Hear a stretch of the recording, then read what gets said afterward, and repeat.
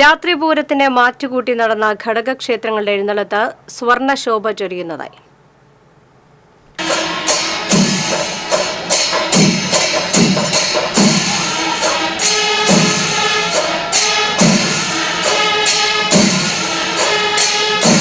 പകൽപൂരത്തിന്റെ ആവർത്തനമായി നടന്ന രാത്രി എഴുന്നള്ളത്തുകൾ വിശ്വപൂരത്തിന്റെ പകിട്ടുകൂട്ടി. തീവെട്ടികൾ പകർന്ന വെളിച്ചത്തിൽ മേളപ്പെരുക്കത്തിന്റെ അകമ്പടിയോടെയായിരുന്നു ഓരോ എഴുന്നള്ളത്തുകളും. പകൽപൂരത്തിന് സമാനമായി കൊമ്പന്റെ മസ്തകമേറി ആദ്യമെത്തിയത് കണിമംഗലം ശാസ്താവ്. പിന്നീട് പനമുക്കംപിള്ളി, ചെമ്പൂക്കാവ്, കാരമുക്ക്, ലാലൂർ, ചൂരക്കോട്ടുകര, അയ്യന്തോൾ, നെയ്തലക്കാവ് ദേശങ്ങളിൽ നിന്ന് ദേവീദേവന്മാർ വടക്കുന്നാഥ സന്നിധിയിലെത്തി. ഓരോ ഘടകപൂരം എഴുന്നള്ളത്തുകൾക്കും പകൽ പോലെ ജനം ഒഴുകിയെത്തി. പകൽപൂരം കണക്കെ പ്രദക്ഷിണ വഴികളിലെല്ലാം രാത്രിയിൽ തട്ടകക്കാരാൽ നിറഞ്ഞു. തീവെട്ടിപ്രഭയിൽ സ്വർണ്ണവർണ്ണം ചൊരിഞ്ഞ തട്ടക എഴുന്നള്ളത്തുകൾക്ക് അകമ്പടിയേകിയ മേളപ്പെരുമ ആസ്വാദക മനം കവർന്നു.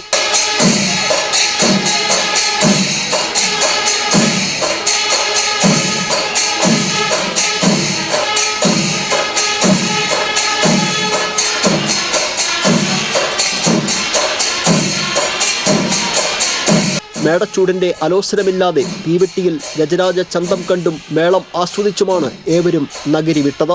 ഇരുൾമാനത്തിന് താഴെ വടക്കുന്നാഥിന് മുന്നിലെത്തി മഹാപൂരത്തിലെ തങ്ങളുടെ ഊഴം അവിസ്മരണീയമാക്കിയ ദേശദേവീദേവന്മാർ ആചാര തനിമ നിറച്ചാണ് ഇനി അടുത്ത പൂരത്തിലേക്കുള്ള ഇടവേളയിലേക്ക് നടന്നകന്നത്.